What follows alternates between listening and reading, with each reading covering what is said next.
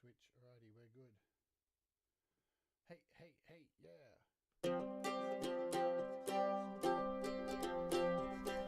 Good morning, good afternoon, and good evening, wherever you are in the world.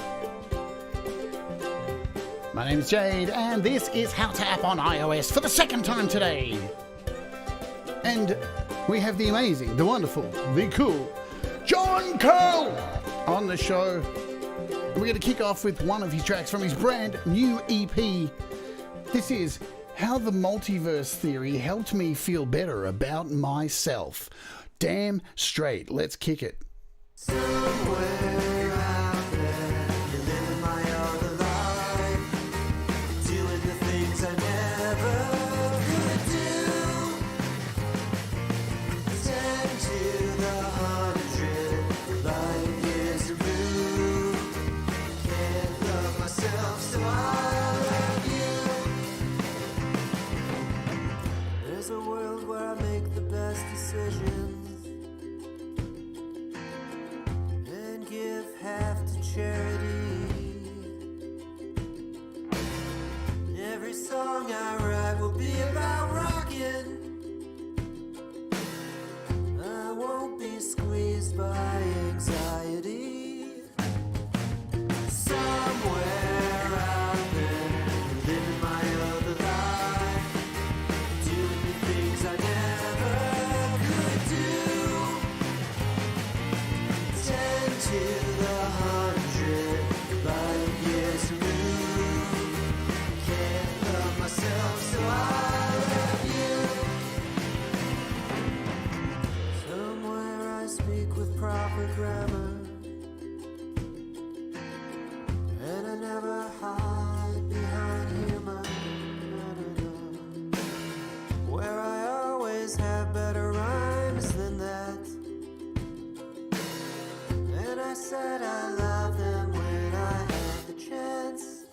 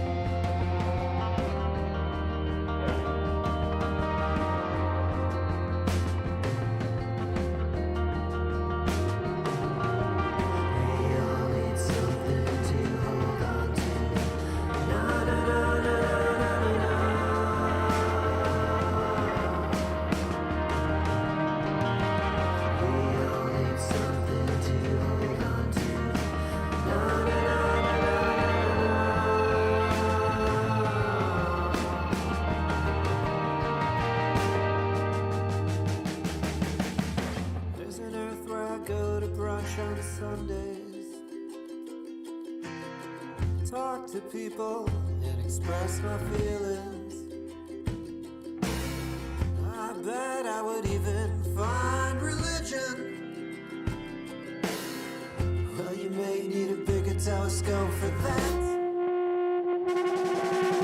Somewhere out there, living my other life, doing the things I never could do. 10 to the 100, light years removed. Can't love myself, so I love you. Somewhere out there, living my other life, doing the things I never could do. 10 to the 100, light years removed. Can't love myself, so I love you.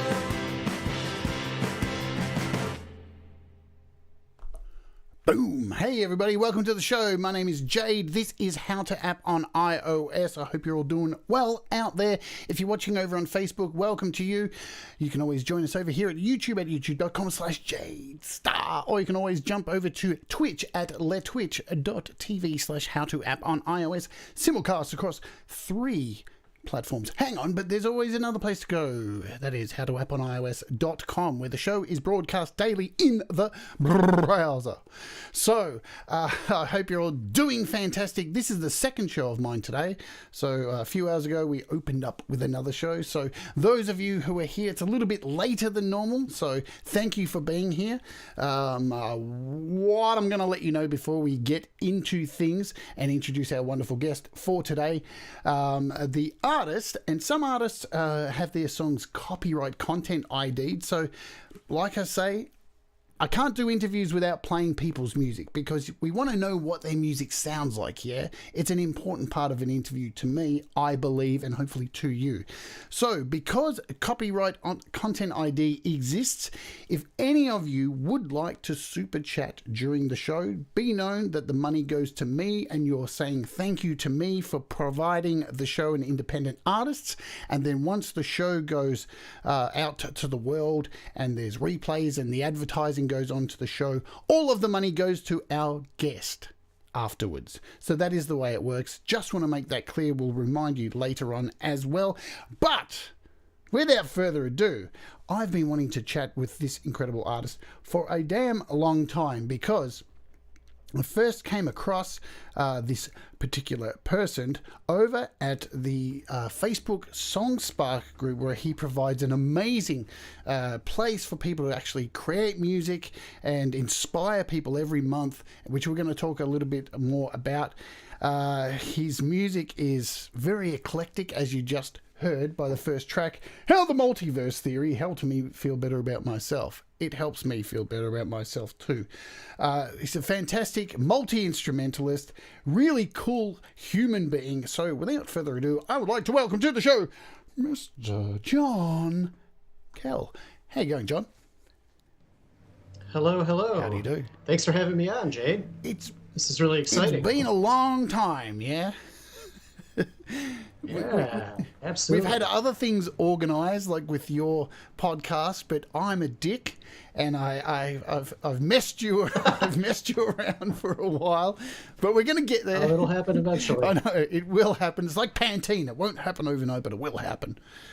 Yeah, we need to make it like a two-parter when it does. Yeah, it's a bit crazy. So thank you, firstly, for coming on to my show and being much more organised than me, because I'm terrible. What I want to talk about before we jump in and ask the pertinent, did I just use the word pertinent? What is going on? I don't even know what that means. Pertinent questions, is your latest release. You are donating all of the money to a charity. Can you tell me about that, please? Yeah, sure. It's called the Make-A-Wish Foundation. It's a nationwide organization, but they're local branches. So I live in Illinois, in Chicago. I'll be donating to Make-A-Wish of Illinois. And it's a group that provides assistance for children with critical illnesses. You know, so kids, a lot of kids sadly suffering from cancer. That's one of the number one illnesses. And it gives them a chance to have one of their wishes granted, to do something fun. You know,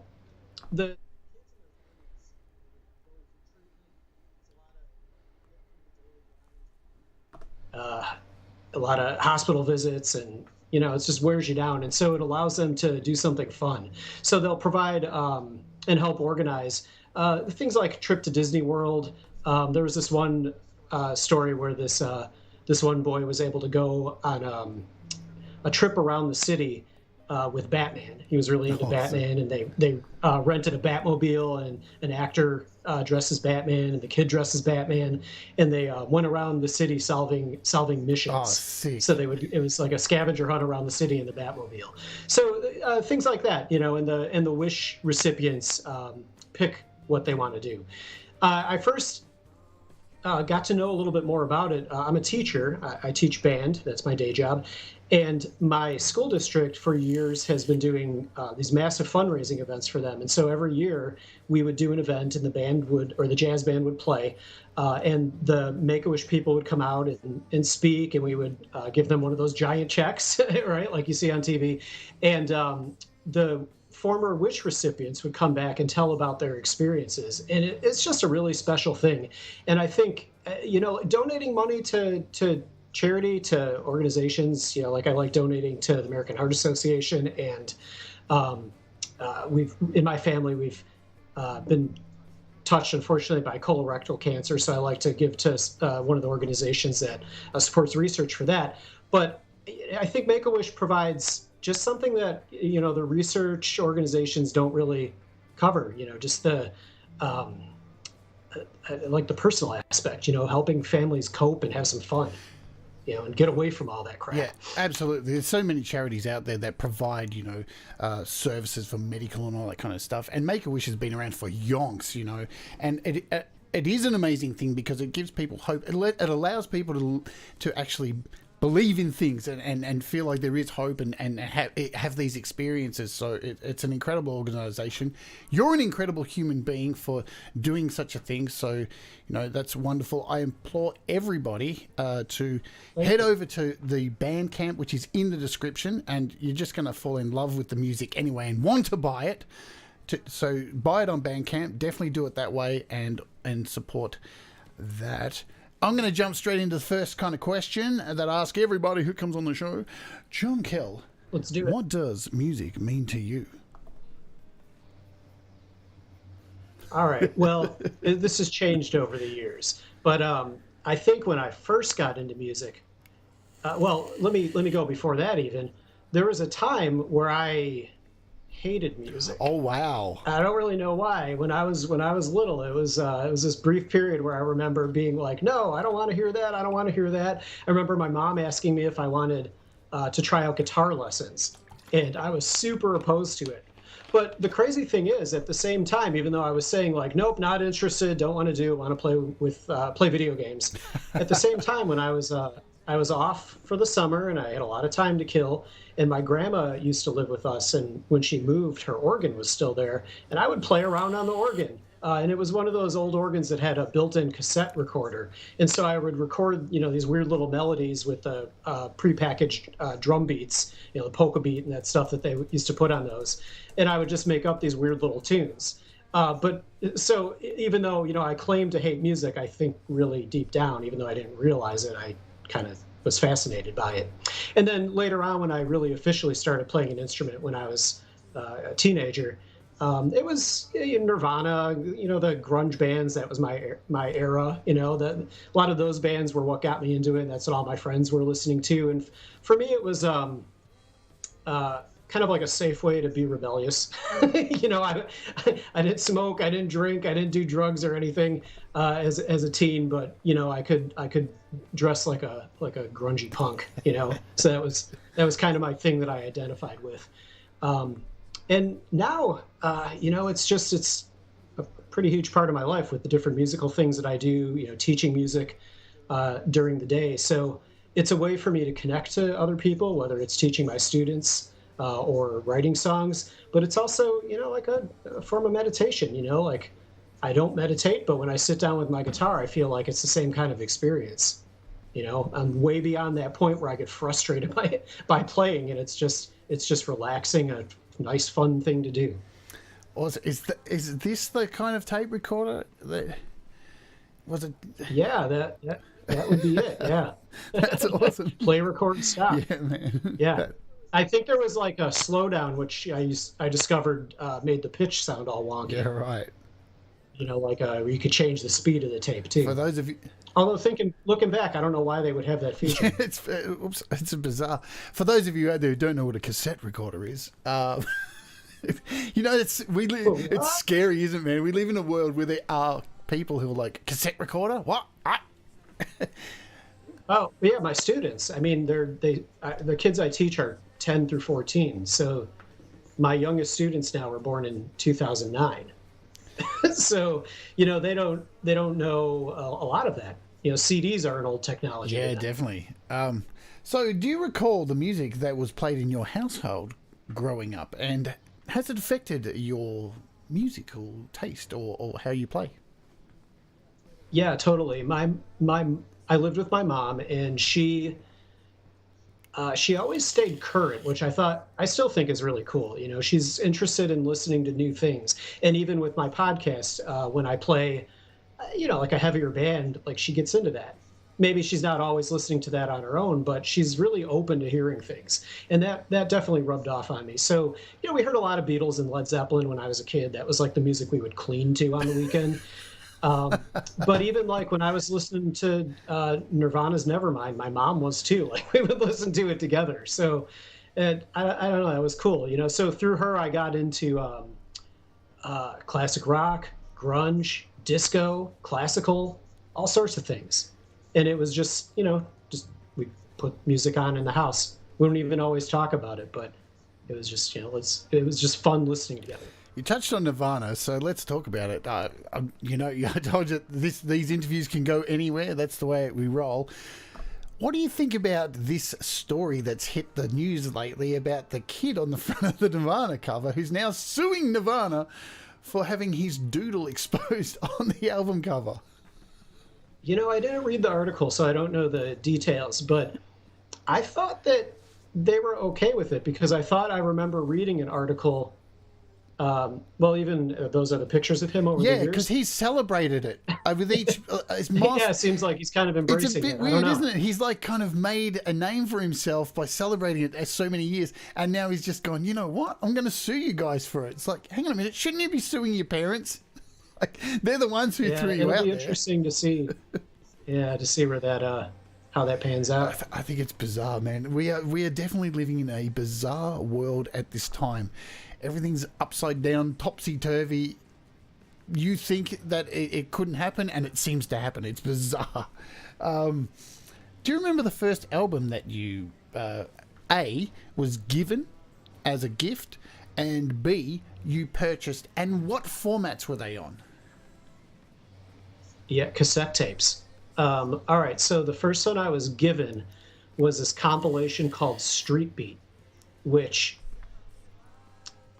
looking back, it was, I guess, a collection of like 80s pop hits. There was a Eurythmics song on there, that song Safety Dance, if you remember that.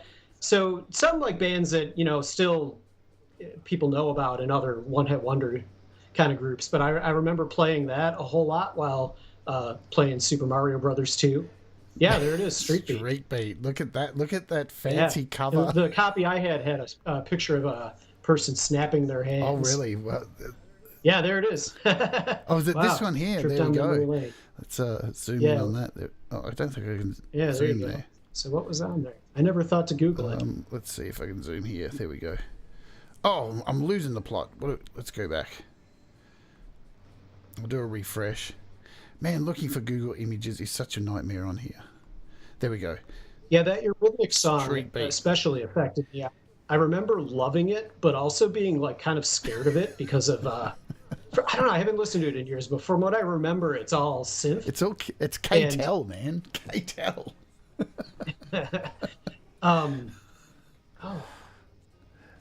Side 2, Safety Dance, Men Without Hats. Elton John was on there. Yeah. Oh, man. Okay, I need to see if I can find this to listen to. Elton John, man, it's bizarre. They don't make these kind of things anymore, do they? These are like everywhere. Street Beat Volume 2, look at this one, 1984. Oh, wow, there were multiple volumes. Look at that. Yeah, I'm sure there was an infomercial around the time, late at night, going, Street Beat, original artists. Yeah, we got ours at Kmart, right. Which I don't know if it's a thing in the UK. Yeah, well, Kehl were one of those big record labels that produced a lot of that crap. Okay. So, yeah. And then, so that was a gift. And then the first one I asked for was, I think it was the first Whitney Houston album. There were a couple songs I had heard on the radio that I really liked. Wow, I did not expect that. Yeah, I mean, and then the Ghostbuster soundtrack after that. Man, I played that thing so till I had it a melted. weird little tape collection when I was like 7 or 8 years old. Yeah, I had a 12-inch of the Ghostbusters EP. I think I played that thing till it goddamn melted on vinyl. Oh yeah, that was one where I looked. A while back, I looked up what songs were on there, and I was surprised by how many. Again, by how many well-known artists were on there. I had no idea who any of them were at the time. So, growing up in a house, having music as a part of your life, were your family members musical or anything like that? So my grandma was, but by the time she lived with us, she didn't play anymore. But from what I've heard, she played accordion, and I think was good enough where she would play at parties and play for money. Right. And I think accordion back in the like the 40s through the 60s in the Chicago area was the instrument to play. Because I've heard my good friend Jason, his dad was an accordion player who would gig, and then a couple people I've met through my job also had family members. So I think there was this whole community there that doesn't really exist anymore. Chicago's an amazing yeah, place for music. Yeah, and it's changed a lot over the years too. It's constantly evolving. The Chicago that I know now is very different from back in the 60s and the 30s. Yeah, when I was in Chicago, somebody who I hung out with told me that it's a regular occurrence that they check their car at least once through the night because it may disappear, and they may find it 8 blocks away with everything ripped out of it. Yeah. I mean, I think it depends on what part of the city. Yeah. I think they'd said their car had been stolen so far that year 8 times. It's just like, oh my God, why don't you move, for God's sake? But what an awesome town it is, man. I loved it. Yeah, it's really fun, and live music is pretty accessible, which is great. I had moved from north, excuse me, from Northwest Indiana, and that was a pretty big difference, living in Indiana and then moving really what was just 25 miles away, but just culturally huge difference. So, did you have lessons at school? What kind of instrument did you have any lessons? Let's learn. Did you have a music teacher who used to smack you on the hand with a ruler? That's where I'm getting to. No, nothing like that. Music in my elementary school wasn't very good. We had a revolving door of music teachers, from what I remember, new person every year, and none of them were good at keeping order in the class. And so I used to always feel I was, a goody two-shoes kid. I was always real stressed out whenever we had music class because the bad kids in the class would act up, and it was just, I don't know, it was 40 minutes of hell for me every week. But then once I was in high school and got around my group of friends that all played instruments, my whole view on things changed. And I started playing guitar when I was 15. That was my first introduction to actually making music, playing an instrument. I took lessons at a local music store, rented a classical guitar from there. And on the classical guitar was, learning Beatles songs. And I was lucky to have a teacher that pushed, and I think stuck really to this day, pushed learning a lot of different things. Like he would show me like old country songs. I could bring in songs that I wanted to learn. Like I remember bringing in a Dinosaur Jr. song, and he was figuring out how to capo it and everything. Awesome. Yeah, it was cool. He tailored what I wanted to learn, or the lessons to what I wanted to learn, but also made sure I learned ton of scales, how to use those scales to improvise, a good amount of music theory. Like when I was in college and I decided to change my major to music from accounting, and I started taking the music theory classes, even though I didn't participate in any, only for 1 year at the end of high school did I participate in an actual like formal school music class.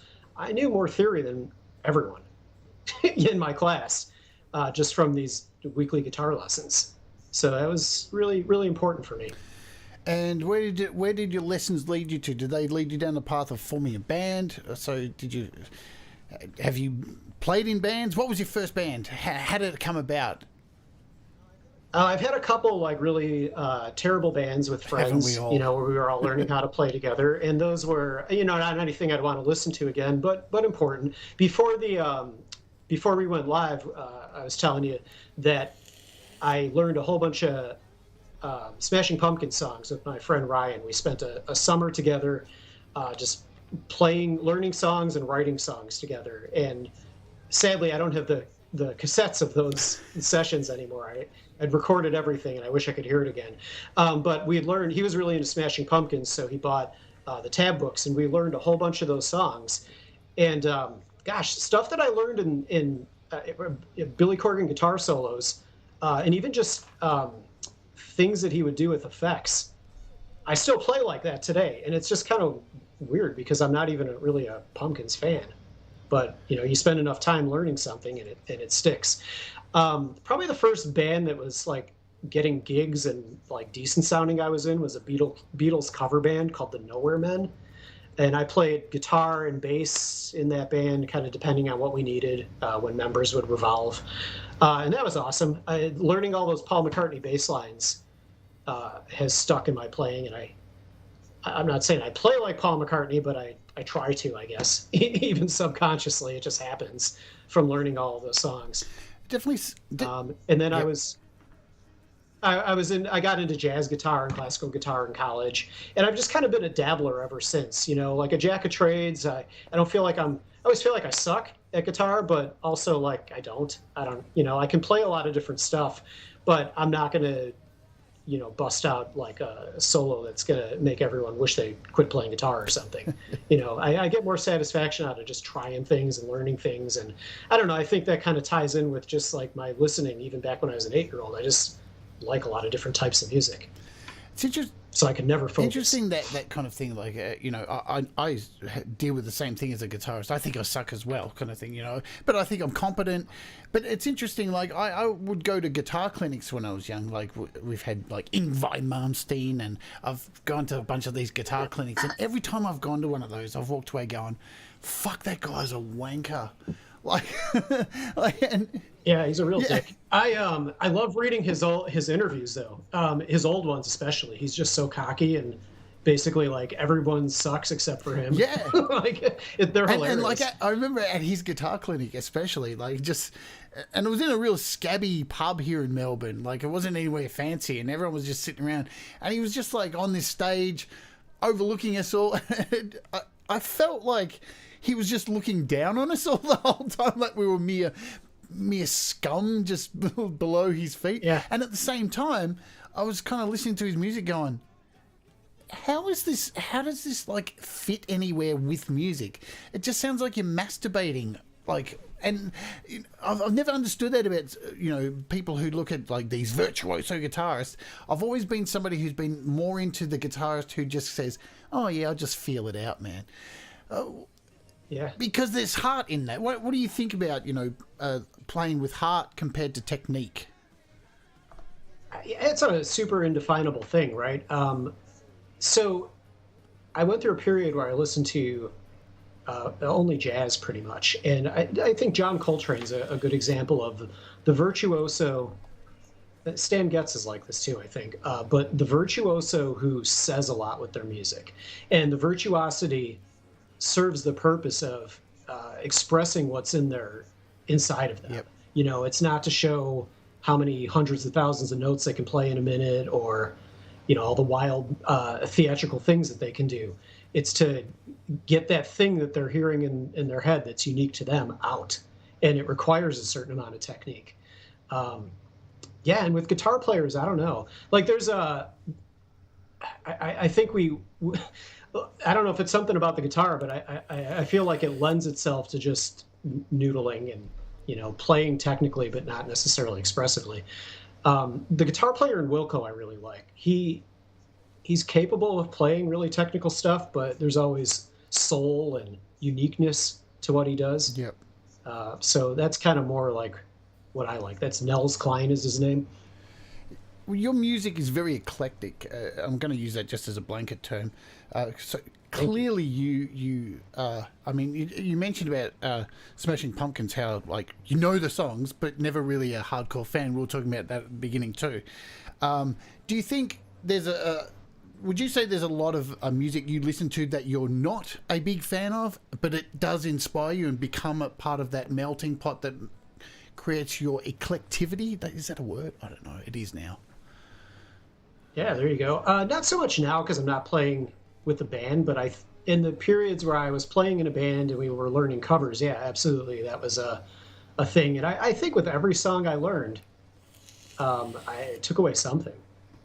I mean, And when I used to teach guitar, when I would learn songs that my students wanted to learn, same thing.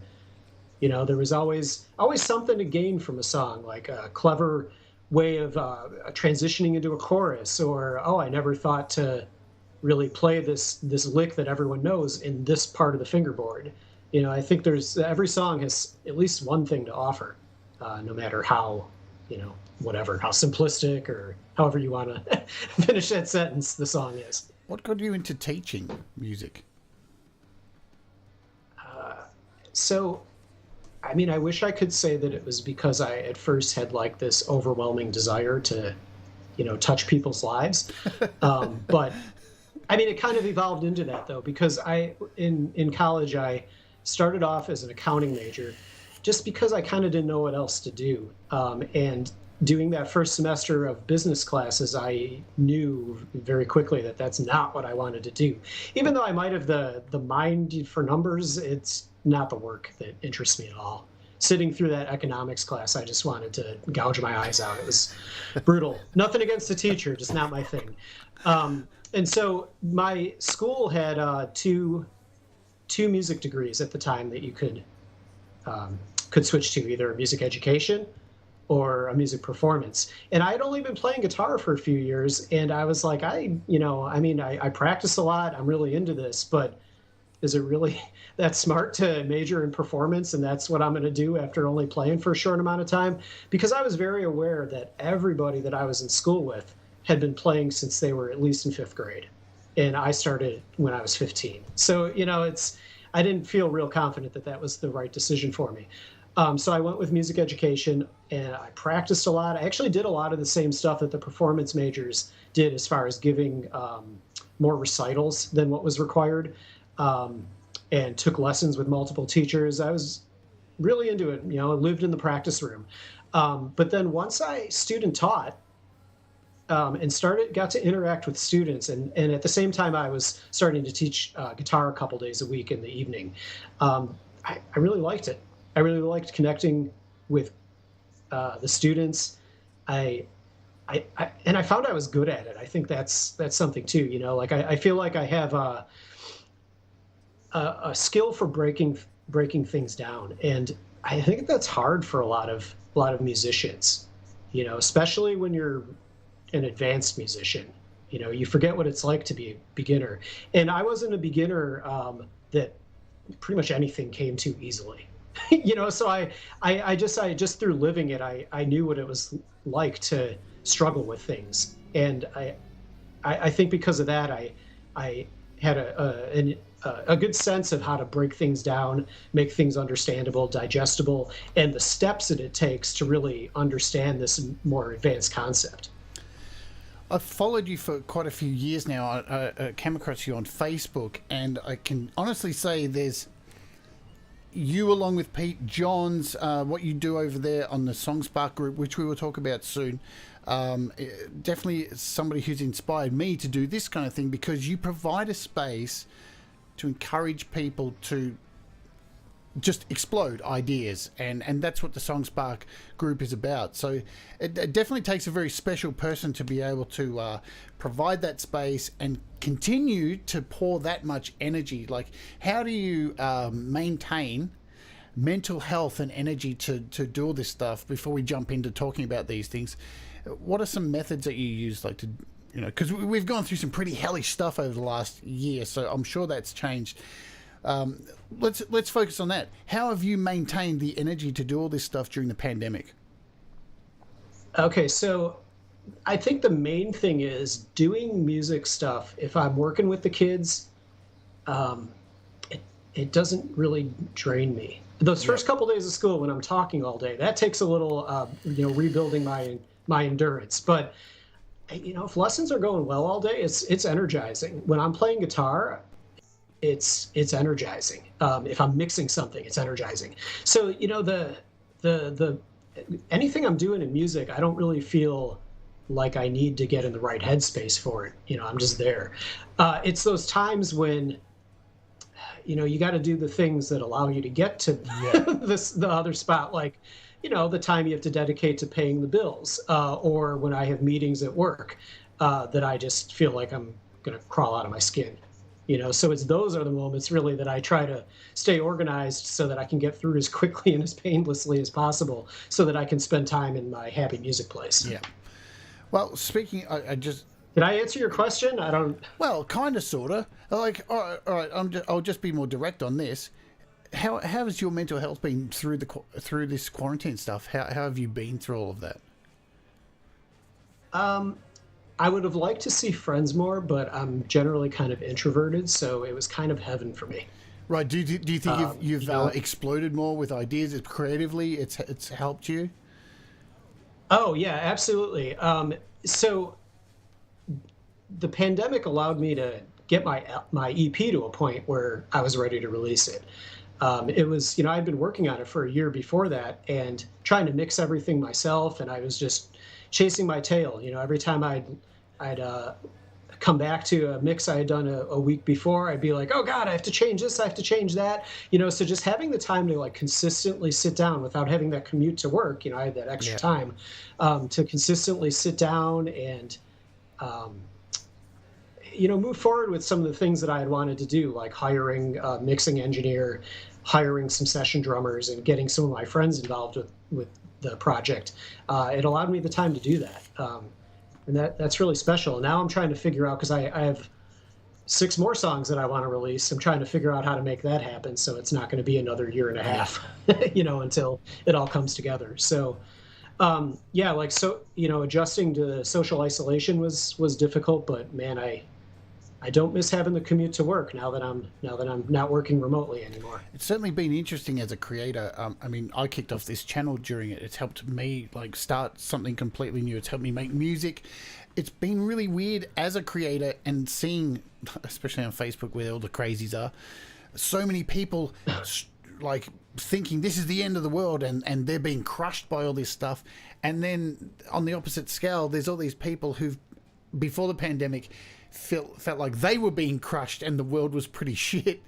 And there's been this rise of people who are, kind of feel like they've been a bit oppressed and felt like, and the people who feel like they're on top have kind of gone. There's been some really weird shifts. It's been really fascinating to watch. I think it was really good for people who do streaming shows like you. Everyone had a lot of time on the computer and a need to connect. Absolutely. I had students who really excelled with the fully remote format. Even though teaching music through Google Meet is not ideal, there were kids who, not having to be in person, being able to be in the comfort of their home, being able to show me their pets. I really got to know them well, and cool. It was good. Really good for them. I have friends, though, like one friend in particular I can think of who is just a really extroverted social person, loves to go to concerts, and the pandemic nearly killed her. Killed her psyche. Well, speaking of this, there is a reason I've gone down this path, is because we're going to play another song from your EP, and it's one which we didn't talk about previously, and it is called the Quarantine Rehab Cha-Cha-Cha. Just seems to be the right thing to play right now.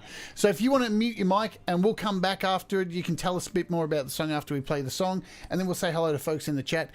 This is, folks, the Quarantine Rehab Cha-Cha-Cha. Enjoy. Boom.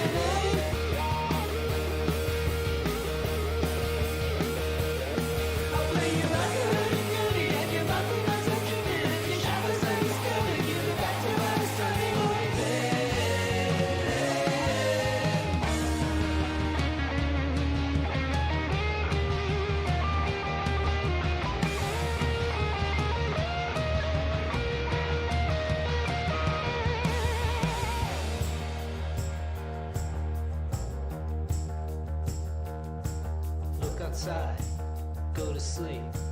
Pay the bills, don't have a drink. Heard a noise, dish in the sink. Look under bed, don't have a drink. Pet the cat, watch TV, eat some snacks, don't have a drink. Clean the house, try not to think. Grow a beard, don't have a drink. Don't have a drink, don't have a drink. Don't have a drink, don't have a drink. Don't have a drink, don't have a drink. Don't have a drink, don't have a drink. Now wait a minute, you don't know what you're saying. You know you never see this. It's just a break the brain.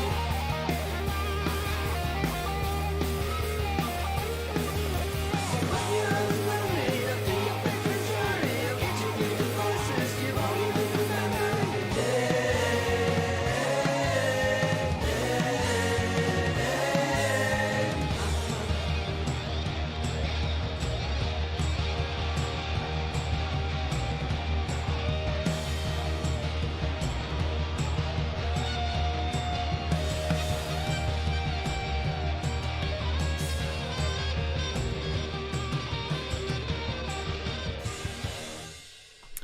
The Quarantine Rehab Cha Cha Cha by John Kell's Oodles.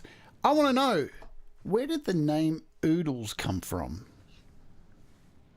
Okay, so you know the rap duo Run the Jewels? No, I don't. Okay, so it's Killer Mike and LP are the two MCs, and LP's the producer who makes all the beats. They have a song. I wrote it down actually because I always forget the name of it. I'm really bad with song titles. It's from their albums are all like Run the Jewels 1, Run the Jewels 2, Run the Jewels 3. But it's from Run the Jewels 2, which is an awesome album. So if you never listen to rap, you should at least listen to that one. And it's from the song Blockbuster Night Part 1, where Killer Mike says, "Oodles and oodles, bang bullets, it suck as noodles." And when I was just sitting there trying to think of a band name, I heard that and I was like, all right, Oodles. I doubt that's taken. And I think it kind of fits just because I throw a bunch of shit in my songs. You know, I try to put a lot of guitars, band instruments, just, you know, whatever I can make work. Yeah, there you go. Yeah, we found it. I love... Yeah, they're pretty awesome. I love how specific that is. Do you know this band? Yeah, well, there's this one word that I dug out from. I just love that. Yeah, I don't know. It really clicked, though. And they got just a lot of clever phrases in there. They go directions you don't expect them to. Awesome. Let's say hello. Get my mouth working. Hello to folks who are in the chat. Thank you all for being here. I know it's a little bit late for people around the world. Hello. I'll just run. Let me grab my little thing here and scroll. If I can. There we go. Gary Helps us here. Hello, Joe Glenn. Hello, Thomas Christ. Hello, John Kell's in the chat. Hello, Dave Fox. Hello. Derek Smith's here also. Deep Gravity Cameron. Hope you're doing well too. Falcon Blueser, is that how I say it? Yeah, that's just going to have to do. I hope you're doing well. Pete Johns was here as well. Hello to Peter. Anyone else who I might have missed as I scroll down? John Frank Songs, good to see you, my friend. Thank you all. Joe Glenn is here as well. Thank you very much for spending your time with us today. That is very kind of you. As I scroll down, make sure I've not missed anyone else. If I have, leave a comment now and I'll catch you. Nothing Pretty About Synth, thank you also for being here too. You guys rock. Russ 8889, we've got a whole heap of great moderators here, which I couldn't do this without you. Thanks for posting a bunch of links. If you do want to find out more about John Kell, everything he does, Oodles, the stuff we're about to talk about now, all the links are in the description for you. You can have a description link party, if that's a thing. Now it is. Sounds pretty fun. Yes. We'll just make up more words as we go. So I want to ask you about the Song Spark. Let me get it right because it's a long name. Yeah, I think I need to change the name. I don't know. Song Spark was the name of another group, and so I thought that we should be different. Song Spark Songwriting and Composition Collective. So the SSCC. No, the SSSC. Yeah. The SSSCC. There you go. That's such a nice ring to it. Tell it. Yeah, it rolls off the tongue. So tell us a little bit about how this came into existence. Okay, so I had tried for years to write songs with the different bands I was in, and some more successfully than others. But on my own, it was really hard to, say consistently find the motivation to do it enough, as much as you need to start finishing songs. And I find with myself at least, but I think this is a thing with people that being creative is a skill that you've got to do consistently. You have to practice that part of your brain. And so I had started to schedule in songwriting. I would make myself every Saturday morning. This is when my daughter was younger, and I had to tend to her a little bit more closely than I do now. So every Saturday morning, early before my daughter was awake, I would sit down with the guitar or with the keyboard or with GarageBand and just experiment, just try to get ideas down. I wasn't even trying to write full songs, but it was always, I would try to walk away from every session with a guitar riff, a chord progression, some sort of mumble melody or some lyrics that I started, just some kind of idea. And then I had done that often enough where more than one idea started to come, and then songs started to take shape. But I still felt like it was hard to finish something. I felt like I needed the support of a group. And so I had gotten a few of my friends, Matt and Ryan, who are still in SongSpark, not active anymore, but they're close friends of mine. And so the three of us started SongSpark, and it was the idea there behind the group is every month there's a songwriting prompt to the SongSpark to get the ideas going. And then you're supposed to write as much as you're able to, and not necessarily finish a full song. Although lately it seems like everyone tries to come up with something that sounds pretty finished, which is fine. But I think having that monthly deadline, having I hate this word, but I don't know what else to say, the synergy of the group is really motivating. And I've had quite a few times where I'd rather sit down and watch TV, but I got to get the SongSpark done because I know Jason's going to. It pushed me to keep going in a way that, like a regularly scheduled band practice might push you to learn your songs. So yeah, that's the origin of it, and it's grown quite a bit since then. We've got about 200 members now, and that's cool because, we're not really interested in having 10,000 members. I think my ideal vision that I have for it is a lot of people participate in the songwriting, but we've also got people who are there giving feedback, just interacting with the group, joining in on songwriting conversation, sharing things like that. I'd like it to be a small group where everyone kind of knows each other and feels inspired from it. Absolutely. I've been a member for a long time, and I'll say I've never done a song, but what I do is watch for people's songs so I can have people on the show, because I find it utterly inspiring. I know myself, I just don't have the time to do that on top of everything else. So one day I'm eventually going to do it. I know Pete Johns has done multiple tracks in the SongSpark and actually released those as songs. So it's been a massive help to him, and I know there's many other people who've done it as well. I just love the concept of it. So basically, if you don't know, that each month there's a topic that is chosen for everyone to write about, and everyone writes a song around that thing. And it is a really encouraging, wonderful place. So if you are thinking want a little bit of encouragement, I do suggest you head over there, because it'll kick you in the bum without hurting you. Is that a good way of putting it?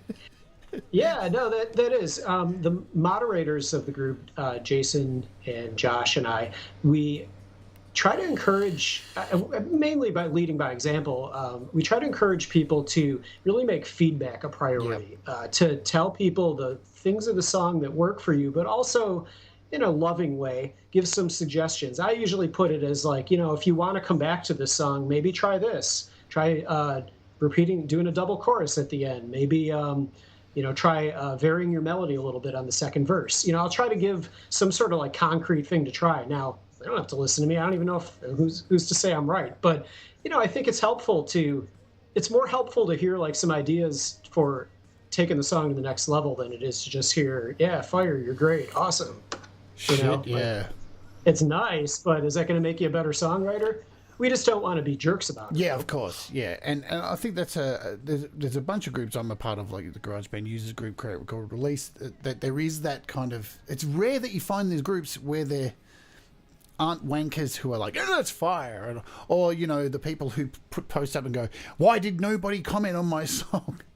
I'm leaving now, and then they create this big storm, and it's like, well, it's because you're an asshole, dude. Well, I find that those people are usually the ones who don't take any time to comment on other people's. 100%. So that's another kind of an unwritten, lead by example thing. But we try to make sure that we're all active participants before just posting a bunch of stuff to the feed. Because we want the group to be a group, right? We want it to be like a little mini songwriting family. Yeah. So were any of the songs from the Oodles EP that you've just dropped? Did they come from the Song Spark? Actually, all of them did. Oh, yeah, and yeah. I'd say lately, just because of time, like that's pretty much what I write are the Song Spark songs. Although over the summer I did come up with, having time off, right, being a teacher, I did come up with some non-Song Spark songs. But during the school year, when time is limited, I think it's good because I can at least do that. I've struggled a little bit lately as I was working on my EP, where I've written the songs. I just haven't had the time to record them because now I have this stupid self-imposed, standard where I'm like, it has to sound like a professional recording, which is totally ridiculous. But that's what I've been doing to myself. So at some point I need to, try to record those 6 or 7 songs that I wrote and then never posted. Placing unnecessary ceilings on ourselves. Why do we do it, John? Yeah, I don't know. I'm always struggling to get out of my own head. It's a motherfucker. Totally. No matter how much we talk about it, I know, on podcasts and things, as I guess entertainers or whatever we are in this medium that we do in groups and online. No matter how much we talk about it and identify it, like imposter syndrome, we just keep fucking doing it. What went wrong with humanity to make us do this? Can you answer it for me? Yeah, I don't know. But you know what? I will say, other than maybe like Kanye, I think it's normal. I mean, I tell myself at least that being critical of myself and admitting when I sound like shit is what's going to make me better. And that's what separates me from like the American Idol rejects. The people who are cursing out Simon for telling him they suck, but they suck. Yeah. I mean, because that's always a fear. Like, oh my God, am I one of those people? Do I think I can sing, but I really can't, and everyone's covering their ears? Those things are always there.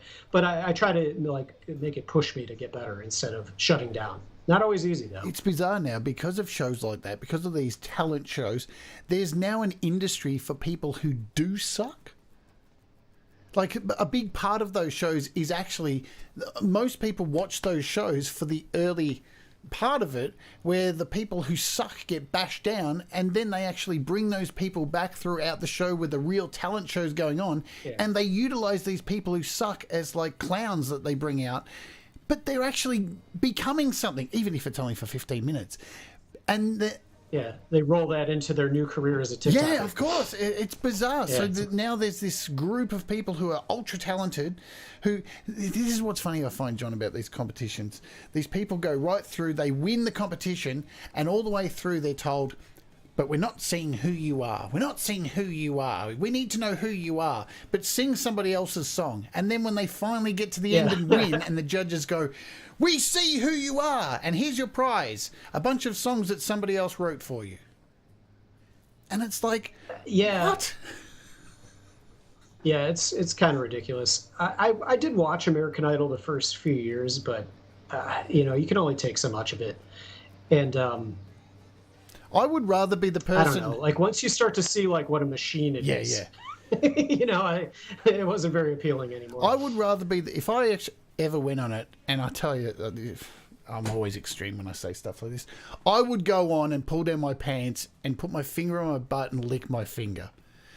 All right. Why would I do that? That would be unique. Because I wouldn't need to go. Because you want to start your career as a Exactly. TikToker? I wouldn't need to go through all the grueling crap to be handed somebody else's song at the end, and then I'd just be able to start a career from licking the butt smell off my finger. Yeah, it's the butt finger. Yeah, and it would have more value than going through the entire show. I'm talking shit now anyway.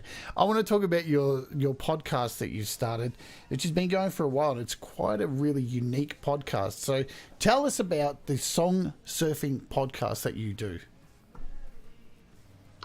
Okay, so actually, yeah, song surfing was another thing that came out of the pandemic. I'd been wanting to start a podcast forever, but this was the push to do it. So I feature independent artists. Each episode is a playlist of usually 6 songs by independent artists, and I talk about each song, focusing on what I liked about them. We'll give a little background info that the artist supplies. And I try to feature artists from a lot of different genres and all over the world. At least as much as possible. There's some areas of the world that aren't as accessible as others, but I try to make it so that you get sort of a world tour of genres by independent artists. And so you have artists too who talk about other artists that they like. That's the deal, yeah? So I have guest episodes occasionally, but the main show is just I play the 6 songs and I talk about them. But I do have the guest episodes which are labeled as song surfing with friends. Right. And so I'll have like Derek Smith, this one. And Derek will tell me about his journey as a songwriter. He'll give some songwriting tips, and he'll also select a few songs by independent artists that he knows to play. So it's a way to bring in some people, scratches the itch that I have for talking about songwriting, and it diversifies things a little bit, gets to artists that I might not be aware of, or just maybe, I'm still going to be limited by my tastes, no matter how diverse I'm trying to make things. So it gets, somebody else in charge of playing DJ. Look, it's a really cool, I think it's a really cool podcast. I think it's really interesting that I know I'm going to come on. I've selected a bunch of artists that I think are really cool. I think that's really awesome. So if you haven't gone over and subscribed to this, I don't know. Do you listen to podcast people in the chat? Because if you aren't listening to this, I suggest you do it. I love going to sleep to your podcast. It helps me go to sleep pleasantly. When I'm not listening to stupid talkback or comedy, sometimes you need some music. I appreciate you. How long have you been doing this? So when did you kick it off? I started in January, so whatever that would be, 8 months. Yeah. I've got about 25 episodes altogether. It says 21 on there, but my first 3 or 4 guest episodes I just listed as bonus episodes. Right. Before I decided to just include them as part of the numbering. I want to talk about where I want to go next is because we've already I've had a look at here's your Bandcamp page. We'll go big to see it. Right. So you've got a Bandcamp page. Then you've got this wonderful song surfing podcast page here. I'm going to jump over now to this page. I'm not sure how this has been made, this Oodles music page. What I want to talk about, because I think this is important, it's something I'm going to be covering in some shows during Songtember. What's the inspiration for you? Because I'm really into how people brand who they are, right? Now, I can see you obviously put a lot of thought into your branding. How important do you think branding is as a podcaster, as a musician, as all these things that you have your spoon in? I try not to obsess about it, but I do think about it to some degree. With the Oodles pictures, I had a photographer take them, but then I did the editing, and I did a lot of the negative image kind of stuff. Or in that case of that one that you see there, removing some colors with the photo editor app that I use. And I don't know, I kind of like surreal 90s-esque images. I think it's probably Nirvana. Those Nevermind photo shoots, I think, kind of stuck with me. But I like surreal art too. Like that's always the first thing I check out when I go to the Art Institute in Chicago, is go check out the Salvador Dali paintings. I think just trying to show like common images in a different way is something that appeals to me. So I thought that would be my thing. I don't know if I'll stick with it, but yeah. And then the artwork there, the cover art, is a friend of mine, Colin Luce, who does these like surreal, like horror pictures, I guess I would describe that as. I hope Colin's okay with that description. But they're all pencil and marker, I'm pretty sure at least pencil and marker drawings, colored pencil, and I think he uses some kind of like fancy version of a Sharpie, like the artist version of that. Yeah, they're beautiful art. Yeah, I mean, they take you to another place, definitely, and they kind of make you feel uneasy. And I like that. There's one of the bands I was really into, I think I mentioned Dinosaur Jr. They had, I don't know if they still do, but they had a whole series of covers that were all had that same common art style. And I think Primus did that actually. Absolutely. Too, with the clay characters. Yeah, and that's just nice. I'd rather have that than just a picture of me on my album. The reason I ask about things like branding and stuff, and I want to talk about a bio too, because I think this is, I can't remember, it's something like 45th interview I've done on this show in like 14 months. When I send out the emails to interview people to come on, I ask people to send a little bit of info, whatever you can, but most of the time I find myself digging around anyway to find a little bit more. And a common thing I come up against is people don't have bios about themselves. And I found, looking at your stuff, you had a very beautifully written bio. I was able to get enough information from it to put it in my description and all of that. And I'm going to be focusing during Songtember on doing a few shows about branding and writing bios, because it seems like it's something that a lot of people struggle with, writing about themselves. How have you gone about writing a bio for yourself? Do you struggle with it yourself? Yeah, I had to do a lot of revisions, and I think doing the podcast really helped me, because I've seen some really good bios that the artists provide, and some really vague ones that don't really tell me anything. And then the ones that I really have the hardest with are the artists who are a little bit bigger than just completely bedroom recording artists, but they're not quite, like major label artists, and they just want to send you to an EPK. And I don't know, I kind of like having like something that's short and sweet, but it has a little bit of a personal touch too, makes you want to listen to it and isn't too braggy. So I did a lot of revisions, and honestly, I just did a lot of research. So I'm glad to hear that you thought it was effective. The website company that I use, Bandzoogle, they have, I guess their thing is it's websites that are geared toward musicians. And so they send out articles, just like any company does, you get on their email list. And they sent out a couple really helpful articles on how to do all that stuff, tips for writing a really good bio, tips for, pretty much everything that you'd want to put on your site as a musician, making your EPK, tips for how to organize your photo shoot and things like that. So a lot of those articles were really useful. And CD Baby has some good articles too. And they actually have a podcast that I listen to pretty often. It's the DIY Musician Podcast, and they've done episodes that specifically cover some of those different areas. And I've actually sat there and taken notes. I absolutely agree with you that it is an evolving thing, a bio, and I think sometimes people look at it like, I have to get it right the first time, or like it's gonna be fucked. But yeah, there's no punishment for getting it wrong. There's no getting it wrong. It is an evolving thing. As you change, you'll find better words to describe who you are, and I'm going to go through some tips and stuff. I always suggest people just to have a look in the mirror, have a look at the clothes you wear, have a think about the things that you like, just to start thinking about who you are, and then throw a whole bunch of words on a piece of paper and pull some out of it, and then you can start to form a skeleton. There are other ways too. It's one of the reasons I do these interviews with a lot of independent artists who've not necessarily had exposure to interviews. It's a good way to go back, watch this interview, and listen to the shit that you said about yourself, because there's gold in everything that you say.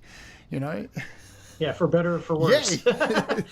Like my friend Brad, who came on the show, he told us a story how his brother, a bear, his uncle shot a bear and cut it open and stuffed his brother inside the dead bear. That's a great jumping point for a bio. Yeah, that's the first line of the bio. Straight out of the bear's guts. Brad example.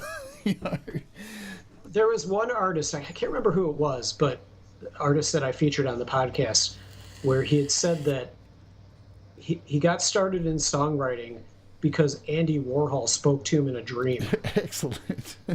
And that to me was like, yes, like this is, you need something to hook them. It's hard to come up with though, because when, I don't know, like I sat down and I feel like I'm pretty uninteresting, so trying to, figure out what the story is the challenge. Yeah, definitely.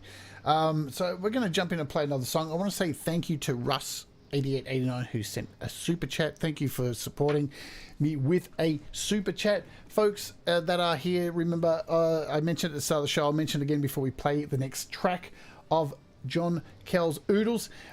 Today, because the song has copyright claimed, a copyright content ID, after the show is finished, all the money from the show through YouTube ad revenue goes to John. But if you want to super chat me during the show because you like what I do here, the super chat money from this particular show goes to me. Just being transparent. And let's jump in and play another song because we want to hear some more music. Let me just bring up this screen, and I'm going to play now. Let's do. I want to end with.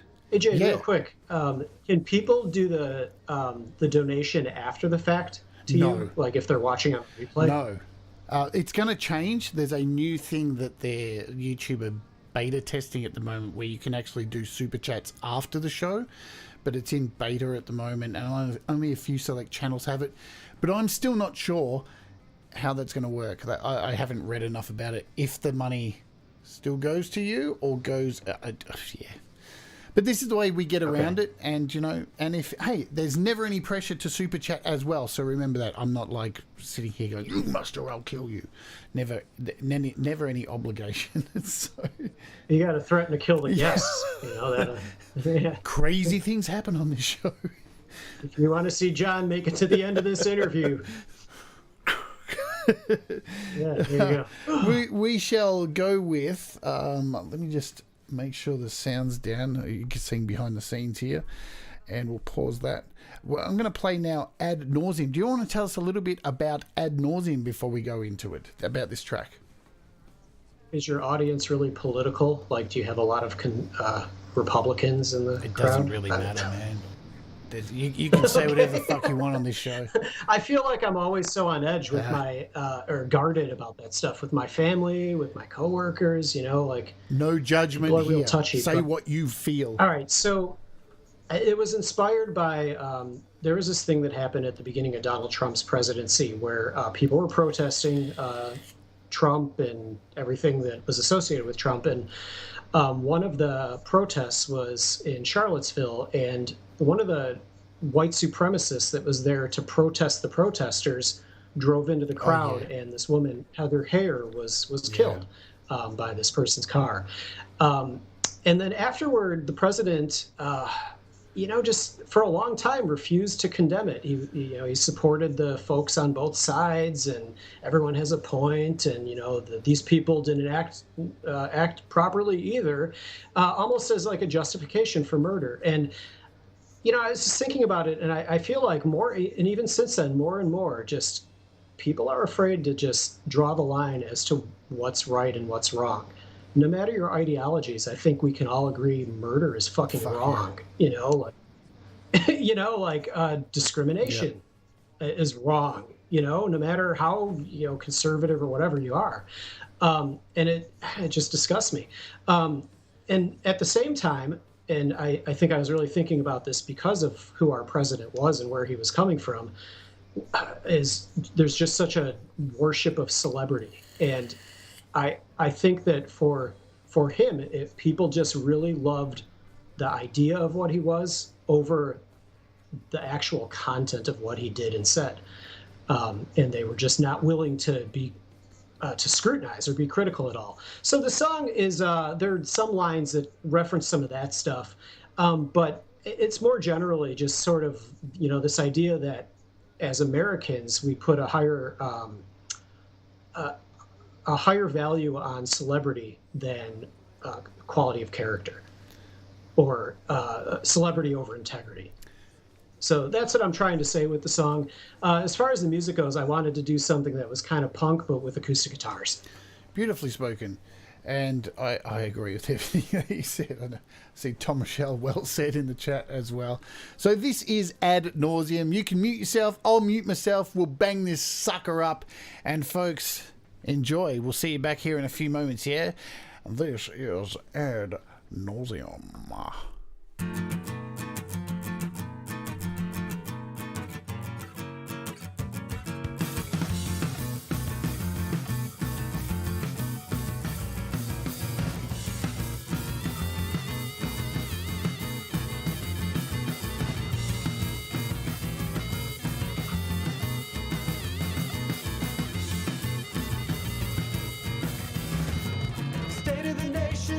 At the wheel now, so passengers pull out all their teeth.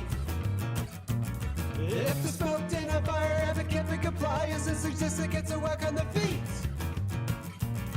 Don't think you feel it, Joe. It spans the meaning of the satellite. Personalities, we're all the human beings. That's me.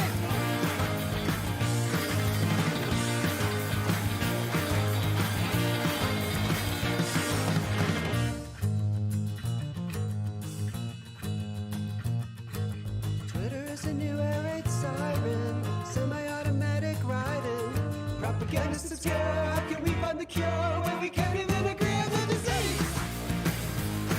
Personalities, where are the human beings? Personalities, we are the human beings.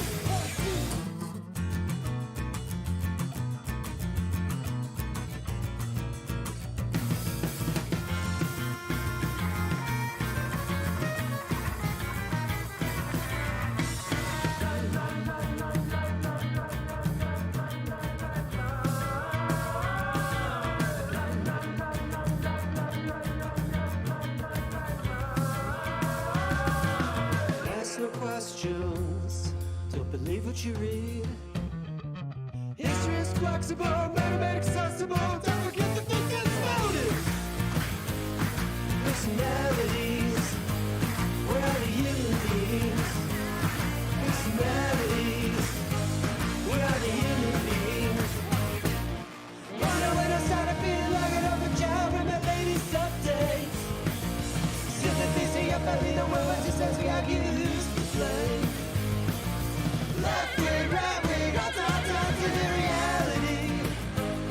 Personalities, we're all the human beings. Personalities, we are the human beings. Personalities, we're all the human beings. Personalities, we are the human beings. We are the human beings. We are the human beings. We are the human beings.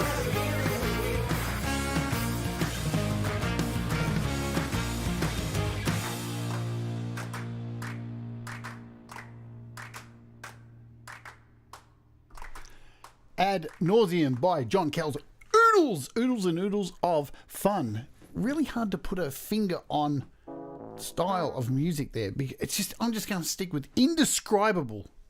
I like that. Welcome back. There you go. It's a new genre. You know, there used to be, I think there's in iTunes, if you import music into iTunes, you can actually choose indescribable as a category. You can't do it when you upload stuff. That's perfect. You can't do it when you upload stuff to DistroKid or CD Baby, which sucks. I wish you could create your own style of music. That would be so much cooler than what we have. Because so I don't know. I've never used DistroKid, so maybe it's different. But with CD Baby, when you are selecting your genres, it's really weird and really limited. Like indie rock isn't even one of them. You know, it's very broad. Yeah. Is DistroKid like that as well? Yeah, they're all the same. I don't know if you've ever read. It's a good read. Just go and do a YouTube search for, I think, let's see if I can do it now. Not a YouTube search, just a normal search for, let's see, Apple Music Style Guide. It's great fun. Let's go full screen here. So here it is, the Apple Music Style Guide 2.7. Man, there's more wank in this than a bukkake party. This thing is just unbelievable. I mean, if you can get through this without just shaking your head endlessly, it is utterly ridiculous. Some of the stuff that they have in here, you're just like going, really? You know, you can't put like any logos that might be in competition with Apple, because I released an EP which had a brain on the front cover and it had a whole lot of images of like companies, and the point of the artwork was that as we go through life, these companies have such an impact on us, they're tattooed into our brain. We become like cheerleaders for them. And that's what I was trying to say. That was my artistic expression. But because it had a Google logo in there, Apple just wouldn't let the cover go through. It's such a and then I'm reading this style guide, just going, wow, you really don't give a shit about artistic creativity, do you? You know, even though. Yeah. So what if you called your album like "Fuck Apple Music"? I don't think it would work. Go over well. You could. I wonder if that's in the style guide. I'd love to put "Fuck Google" because they'd love to put that through. But they know they get fucking sued for it. I think that's all they're covering. Yeah. They're covering their ass so they don't get sued. But yeah, I think that's a part of the reason why they limit you so much with your genres, because it's all a part of their very constricting style guide. Because they're in control. Let's admit it. That's the way it is these days. They have taken control of the music industry. Speaking of which, talking about your album, did you record all of the instruments on this album? Almost. So, and it had gone through a couple different periods. So it's, like I said, all the songs started off as written for the prompts in SongSpark. Yep. And so I had demos with, a lot of them started off on GarageBand. So I had the GarageBand drums and then all my parts that I had recorded. And so then I went through this revision period where I went back and went through everything with a fine-tuned comb and wound up re-recording a lot of stuff. Re-recorded a lot of the guitars with one of my actual amps instead of the GarageBand amp, although there were a couple that I kept because I just thought it sounded better than what I was going to be able to get with my amp. So I wasn't, being like a unbudging purist necessarily. But I re-recorded a lot of the guitar and bass stuff. And then vocals and other things like the saxophones, if it didn't sound great, then I re-recorded it for that. There were just mistakes that I made early on when I was doing those demos, whether because I didn't know what I was doing, or I've gotten better mics since then, or I was just rushed because I was trying to just, get the demo done to turn it in by the end of the month deadline. So after this long revision period, and I actually recorded drums myself, not a drummer though, and I don't have a drum set. So I recorded each piece of the drum kit that I brought home from work, recording the snare drum by itself and then recording the cymbals each by themselves. So I eventually had what sounded like a drum set, but not really. Like you could tell, I think, that it was something a little off. I'm not a drummer, so I don't think so. My ideas, well, those weren't my drums either. Right. But I gave that then to the drummers that I hired so they could kind of hear what I was looking for, but then make it sound good. Right, so you hired artists. Can I ask quickly, are you using GarageBand on iOS or on Mac? Mac, awesome. Yeah. I've actually never used the iOS version. other than one time when my daughter wanted to use it and I couldn't figure it out. Which it felt ridiculous because at the time I felt like I was really good at the Mac version of it. So I was like, what the hell's wrong with me? That's really bizarre because, I know I've been watching Pete do shows where he's moving on to the Mac. Pete Johns from iOS to Mac, and he's just sitting there looking befuddled most of the time. I know I'm trying to as well. I'm about to do some Patreon shows going from GarageBand iOS to Mac. And it's so much... There's so much more. Look, I'm happier with much more because I came from big recording studios and all that kind of stuff and downsized. I find that really interesting that like GarageBand iOS is a bit overwhelming. If I spend more time of course. But, the interface and the stuff I use, for me, the way I do it works better with my MacBook. I don't even, for a long time, I didn't have an iOS device. Yep. We were using my daughter's school iPad, which was limited in what we could do.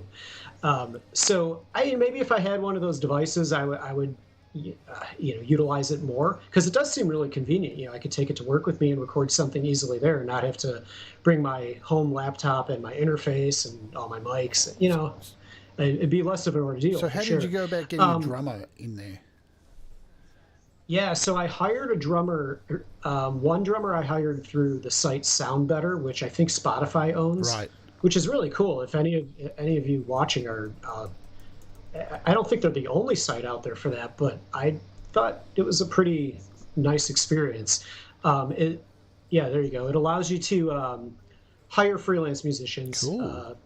Mixing engineers. You can pretty much find anything you're looking for on here at different price points. You'll find people who are kind of like amateurs trying to break it into doing it for a living, and you'll find like the person that mixed Radiohead's Kid A on there. Like you can, if you want to, you could reach out to some really high level people and spend a fortune. Yeah, it's like an expensive. So fiver. what I did was I had spent a long time going through drummers, and I make spreadsheets for everything. So I made a spreadsheet of drummers and a spreadsheet of mixing engineers that to narrow down who I wanted to go with. So I hired one drummer, Jason Slota, on there, and I didn't know it at the time, but he plays with, if you ever heard of the band Tao and the Get Down, Stay Down, they're an indie rock band. But that's not why I hired him. I just liked his playing. And he had some clips on there that I thought sounded similar to my music. And then another drummer I met through, there you go, Bruce Springsteen, Katy Perry. Crazy. Another drummer I met through which probably some of the viewers are in, there's a Logic Pro users group on Facebook.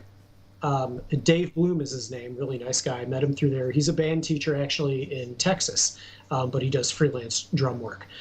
So I had each of them drum on 3 songs, and I based it on the style of the song and what I thought that they would shine more on. So Dave Bloom, although he's very versatile, I really thought that his heavier hitting stuff was really like where he really shined. And so I had him, the last song we just listened to was him playing. So he was like my heavier song guy, or my more punk song guy. And then Jason was more like the indie rock song guy. And then I hired the mixing engineer, Matt Gearhart, through the site as well. And I actually found him by, I knew that I was going for a sound. I really like the way this one Parquet Courts album sounds. And so I just searched Parquet Courts on Sound Better, and he worked on the album that I liked. So it was pretty much a no-brainer because I could afford it, and I knew he could do what I wanted him to do. So if you're willing to spend a little bit of money, I really think that's a way to go. And although I can mix, and I think pretty decently at this point, mixing my own stuff it was too close. I don't think I would have ever finished had I not been able to pass it off to somebody else and just trust that they knew what they were doing. Gary Hubbs has asked in the chat. Hello to Gary, by the way. I've missed a few people. Audible Video. And, hi, Gary. Sorry if I have missed you. Gary mentioned here in the chat. So is Anders there in the list on that website? No, I don't think Anders is there. There's Anders from GarageBand. Anders has been struggling. He's been struggling at the moment, John, because people have been moving away from Anders, and his virtual family have been starving Since I forget who he's is the it, heavy Andrews? Is metal that drummer. He's the hard hitter. Oh, okay. He's the faceless hard hitter with the backwards cap. There he is, right there, looking absolutely expressionless as always. It's a bit of a running. How funny is it when you listen to albums by established artists and you recognize those GarageBand drums? Man. Like, I'm pretty certain that I heard, what was it, the drummer, Dez, from the trap drummer, on, Kim Gordon from Sonic Youth. She put out a solo album a couple of years ago, and I'm like 99% positive that's the drummer. As soon as I heard it, I'm like, oh my God, GarageBand drummer. It just screams to you. It's bizarre, yeah, because you can identify it straight away. It's one of the things that I try and push on this show, to try and encourage people to, of course, start with the auto drummers and all that kind of stuff, but start to move away from it and understand how the drums work. Look at the MIDI files. Look at how the fills are done and all that, and break away. Because more and more I hear songs and just straight away go, oh my God, that's fucking this drummer. You can hear it because you're in GarageBand so much. As Gary Hubbs has written here, that fill again, there it is. Because it's only limited to the amount of fills that you get in there. It's an interesting thing. Look, that website. Will there be drummers growing up now that learn how to play from those GarageBand drums? Anders. Will that be a thing? I don't know. I learned all my fills from Anders. They're interviewed. So how did you start drumming? Well, I came across Anders, the faceless dude in GarageBand with his backwards cap, and we just hit it off immediately. Well, that site looks really interesting. It's like an expensive Fiverr, because Fiverr is kind of interesting too, but you never know. It's like a box of chocolates. You never know what the fuck you're gonna get. Where this looks like, I'm curious. Like, I don't want to. Was it expensive? Like, just to I don't. It wasn't cheap, but it's not like I didn't spend like 10 grand on the EP or anything. I got the whole thing done less than $2,000. That's really good. Which, for me, I mean, it's probably more than a lot of people would want to spend, but for me, it's like, it will kill me if I'm listening to this later and think it sounds bad. Yeah, because or if I'm going, oh God, I wish I did this differently. Maybe I'll take it off of Spotify and re-release it. I just know I would, I would drive myself crazy. So I thought it was worth it. It's definitely a really fair price. We've talked about this in the last two interviews. The average price for a real studio going in and is about $2,000 for a bass per song in a real studio, which doesn't really exist anymore. So that's just what I've kind of known. So that kind of fee for a whole EP, and to have such quality musicians that you can get from here and quality people, this looks so much more high quality than Fiverr. Oh yeah, I mean, like I said, there are a lot of like really established people on there. And even the ones that aren't, I mean, there are so many people that just work in small studios that could do a great job for you. It looks, and you don't have to save for years to quite do intimidating too. All these female singers I'm just going back to, they're all very attractive as well. It's like a gallery of hot people. I feel like I'm on Instagram as well while I'm going through. Not only are they talented singers, they're all hot. Damn. It's like all the people that all like the parents the moms that would look at Pinterest and then get depressed and feel like they're not doing enough with their kids. Exactly. So, all right, let's talk about some apps. Now, I don't know if... so, do you use iOS or not? All right, so I do at work, and I have some that I use on my work iPad. But what I did was I tried to find the apps that I use that relate to what I do with songwriting that are available on Android and iOS. Excellent. So although I'm not on some of these, I'm not actually using the iOS version. I'm using the Android version. They're both. It exists on the Apple App Store. Shoot, my friend. All right, so we've got one of my favorites, and it's not. None of these are real glamorous, but I get a lot of use out of them. Tonal Energy. It's a tuner and metronome. TON. Yeah, there you go. Tonal Energy tuner and metronome. $5.99. What is it about this that floats your boat? Okay, so it's got the main thing I use it for at work is the tuner. It's cute. It's got that smiley face when you're in tune, but it's a super accurate tuner. and it so doing its job as a tuner is highly effective, and it's great for my students. But I actually use it. I do a lot of my singing practice and actually my melody writing in the car commuting to and from work. And so what I'll do is I'll play. There's a sound feature on there where you can have it play drone tones with any sound, like from sine wave to oboe tone. Oh, wow. Yeah, and I'll play. You can do any number of pitches. It doesn't have to just be one drone. But I'll play either a drone or chords, and I'll practice singing over it. And if one of the songs actually on my EP was the whole melody was written that way, September song, where I had the drone going and I was doing different scale patterns, and eventually I was like, oh, that sounds cool, that sounds cool. And then that would lead into the next app that I use, and I actually use this anytime I'm writing, and I use it in the car too for those moments where I came up with something I want to remember, and that's Smart Recorder. And I think there are other apps that do what this thing does, but I like that it's super easy. It doesn't have a lot of features. It's record. You can name the file easily, and then it's easy to access the file. I can do it, although I don't condone doing this when I'm driving. I can quickly do it at a red light. Is that it? And I don't have to mess around with it and get that idea down. I don't like having to, when I'm writing, to mess with the app. Yeah. If I got to toggle through a bunch of menus, no. Like I want to just be able to quickly capture the idea and move on.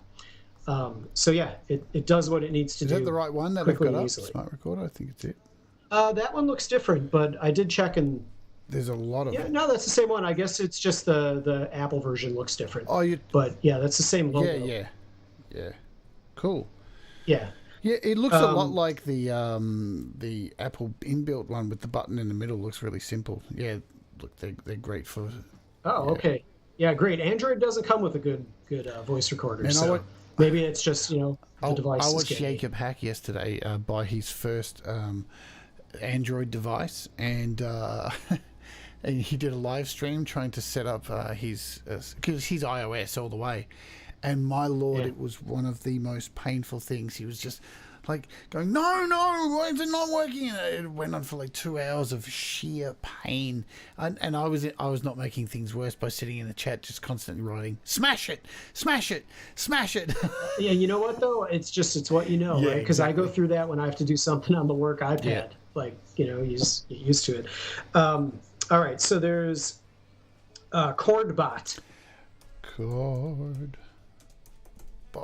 Let's go back here. This one I've used to practice singing and to just try to get me out of a rut. You plug in chord progressions, and it plays an auto accompaniment for you. Oh, nice. You can. There's a mixer where you can set the levels of instruments, set different instruments. You could have it do different arpeggio patterns and things like that. So it gives you some control, but then the AI, I guess if you call it that, does the rest. So it's kind of like the auto drummers in GarageBand, right? But with chords. Cool. What's that? $7.99 for that one. And no, see, I thought it was a free app. I've had it for years. There's a ChordBot Lite that's free, and Audible Video in the chat has said it exports MIDI as well. So that's pretty cool. Oh, there we go. See, I haven't even tried all the features. I use it for just a couple things. But it's easy to use again. I didn't feel like I had to, go through a tutorial to figure out what to do. Yeah, 400 instrument tracks, inversions, slash chords, 70 comping style presets, 60 chord types. Pretty cool. Yeah, it exports way there we go. MIDI See, as I well. didn't even know it had all that. Very cool. Awesome. Then there's another one that's kind of along the same lines, Drum Loops and Metronome. That's the name of the app.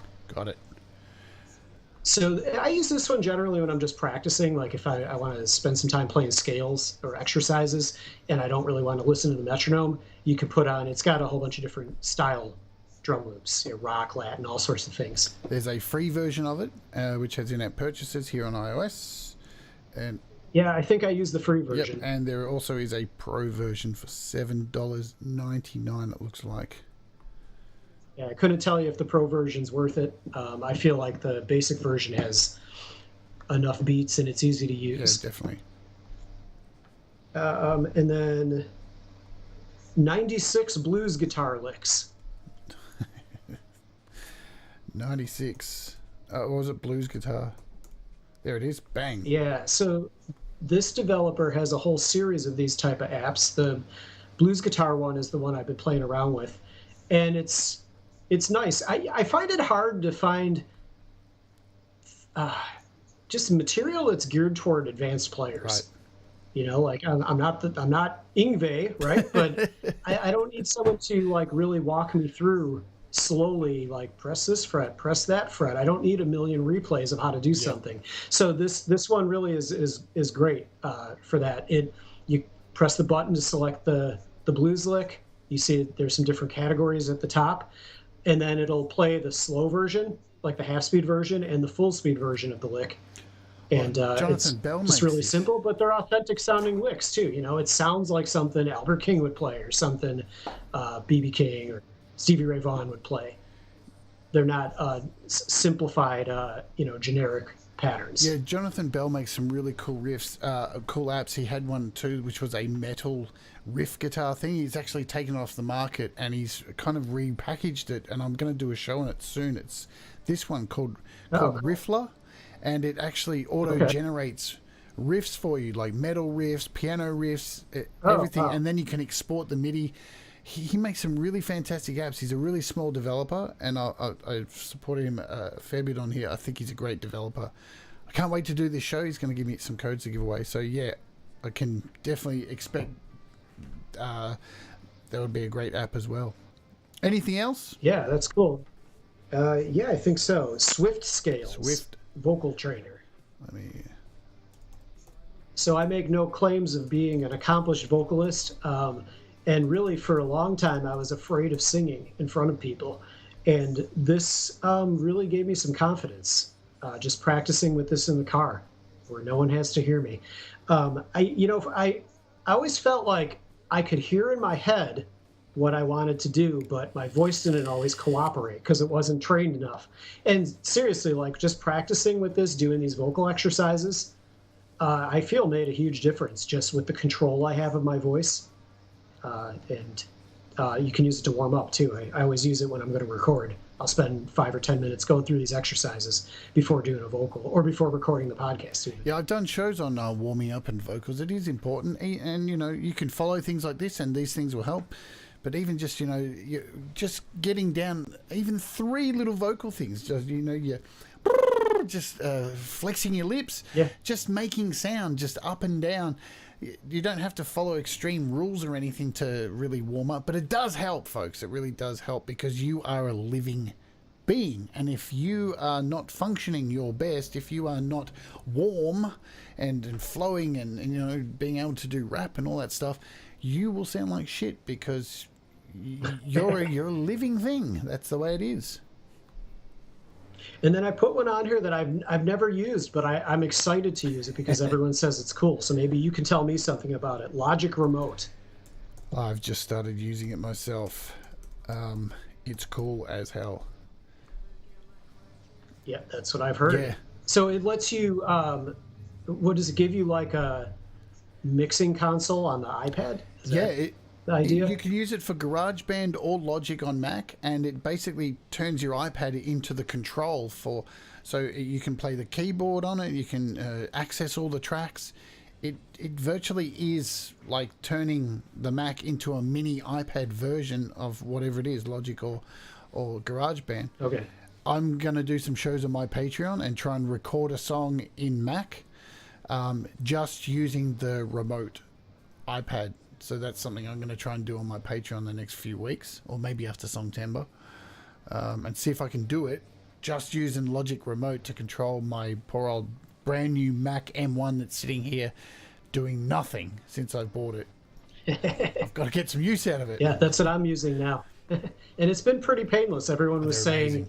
Everything I was reading online was like, oh no, don't do it. Wait until all the plugins are compatible, and a lot of the stuff that supposedly isn't compatible works on it. Yeah. So I don't know. They're awesome. I like it. It doesn't freeze like my old computer. Yeah, and I only got the 8 GB one, and it's absolutely fast as fuck. Yeah. Lovely. So I'm guessing that's the end of your apps. So thank you for sharing those. Yeah. That was fun. We are at the end of this interview. And I just want to, before I hit you with the last question that I smash everybody with, I want to thank you very much for your time today. Thank you very much for sharing a little bit more about you, for sharing your music and being so open and honest and all of that stuff. Folks, make sure you go to the description and click all of the links or I will hunt you down and do nothing because what am I going to do? Nothing. Yeah, you'd be waiting for them outside your house. Yeah, that's me. I never leave my house, so that's not going to happen. I mean, we're still locked down. We're locked down for another goddamn week. We've been locked down for 3-4 weeks right now. It's just utterly ridiculous. Oh, wow. Okay. Yeah, we're still in... And COVID was pretty under control for a long time in Australia, wasn't it? It still kind of is. Like, there's only 20, 30 cases here. And we're locked down. That's how brutal we are. Okay. In Sydney, it's a bit different. There's 900 at the moment, and the people are locked down. But still, it's only 900. It's not a lot compared to the rest of the world that's got thousands, and they're all just free. Yeah. Where hospitals are overflowing. We're total Nazis when it comes to this lockdown thing. It's like, hey, if somebody sneezed, lock everybody down. It's a bit crazy. But, yeah. So thank you. Well, Jade, I appreciate you having me on. I really had a lot of fun. I'm glad. This is great. And I told you in the chat, you're a really good interviewer. You put the guests at ease. You ask good questions. Thanks, mate. There's continuity. There's a flow to it. Really awesome. Thank you so much. As I said, I just chat shit, mate. Well, you're good at chatting shit. Thank you. I will go down in history as the best shit chatterer. We're making up words as we speak every week here. But I'm going to hit you with the last question I slap everybody across the face with on this show every week. Let's do it. If somebody was considering becoming creative, when do you think would be the best time? Okay, so either right now is probably the standard answer, or the day that you can do it consistently. Like I said, that for me was the most huge thing, because I could sit down whenever I felt inspired or whenever I had a little bit of free time, but until I started doing it every Saturday at 6 a.m., the ideas never really flowed that well. But once I started doing that, I really felt like I was actually getting somewhere. I felt like a songwriter at that point. So I think finding the day that you can consistently do it and schedule it in and try to stick to it for at least a couple weeks to get some momentum going, I think that's huge. I love that response, because it is a kind of trick question just to let people know to do it. But you're absolutely right. That's a fantastic answer to that question. All right, so I'll do this, clean up this stuff here. Folks, tomorrow I have a show where I'm looking at GarageBand on iOS, and it's a little bit of an interesting one. We are going to search for MIDI files, MIDI covers, and we're going to drag them into iOS and show you how to make your own backing tracks, your own karaoke tracks to escape copyright content ID so you can do your covers, because there's a few tricks to it, because GarageBand doesn't really understand the MIDI files on iOS, so there's a few little things you need to do before, but guaranteed it'll really help you create some great backing tracks. So we're doing that tomorrow on the show. Opening hour before Pete John's show on the day after that, and next week we rock into Songtember. Are you going to get involved in Songtember, my friend? Do you know about it, and are you getting involved? Tell me about it. I don't know. Pete Johns has been doing it for the last 3 years. And every September, for the whole month, we encourage everybody around both of our groups and whoever else wants to get involved to try and release a song within that month. You don't have to release it to a major distro or anything like that. You don't have to. If you can't finish it, there's no pressure or anything like. You don't get punished or slapped around or anything like that. But it's that. You won't be waiting outside the house. Well, maybe with binoculars, but but yeah, that's what we do every September, and that's kicking off on the September the 1st, and so hopefully everybody's going to make a bunch of cool stuff. And Pete, normally for the first 100 people who get their songs in, Pete normally buys every one of the songs on iTunes. So it's an expensive month for Pete, because more and more people are making music. So yeah, That's awesome. That sounds really cool. So where do people generally post their songs? Is it like to certain on Facebook groups, or you just release a song? yeah, it's kind of you just release it on SoundCloud or DistroKid or on YouTube or wherever you want to release it, and then we kind of encourage people to head over to Pete's channel and put it over there. And it's his kind of thing. I piggyback off it and use my channel to get people involved and do some stuff in between to get people going. Yeah, but it's good fun. We call it Songtember. We've hijacked September now. And it leads into the last song I'm playing today from your EP, which is called The September Song. And right now, we're going to call it the Songtember Song for this episode. There we go. Tell us a little bit about this song, and then we'll say goodbye, my friend. All right, so the song itself was built from a guitar loop. That was, if I remember, that was the prompt for the month in SongSpark, was to write something that was built off of a loop. But then it evolved from there. It's about, well, it was inspired by the Wes Anderson movie Moonrise Kingdom. And the things that appealed to me about that movie were just the portrayal of love between the two teenage characters, and how, I don't know, how genuine it seemed. Even though, they were doing dumb things that like a 13-year-old would do, it was almost like more, it was like, I don't know, just like what you want in a relationship. More mature, but just the level of affection that they had and the acceptance that they had for each other, no matter their flaws. And then also the thing, I think, just, kind of seeing, like, working with students and the stuff that you see over the years, seeing how their parents couldn't relate to them, and just sort of like the low-level abuse that one of the characters experienced. I don't know, that kind of stuck with me too. And so there's little references to some of that stuff in the song. There's a guest vocalist on there, a friend of mine, Renee Katrine, who does some interesting, it's like, I call it chamber pop, sort of folky indie music, it's kind of delicate sounding at times. So yeah, I think she added some nice harmony stuff that kind of filled out the song a little bit too. I'm glad you're playing this one. Thank you. Fantastic. Thank you so much for being on the show. Thank you for everything. It's been wonderful. Hang on at the end of the show just so I can say goodbye when we close this sucker down. We'll both chuck ourselves on mute to play this song. I want to thank everybody in the chat for being here. You guys rock. Thank you. Without you guys, without this community, I wouldn't be here. I love you all so very, very much. And yes, unfortunately, Deep Gravity is at 6 a.m. tomorrow. Sorry, mate. It's just before YML. Alrighty dokie, as Pete would say. This is Songtember Song by John Kell and his Oodles band. Go and check it out. Have oodles and oodles and oodles and oodles and noodles of fun. And we'll see you tomorrow. Do the things that make you happy. Make mistakes, they make you better. And remember, folks, we all rise together. We'll see you later. Ciao for now. Bye-bye.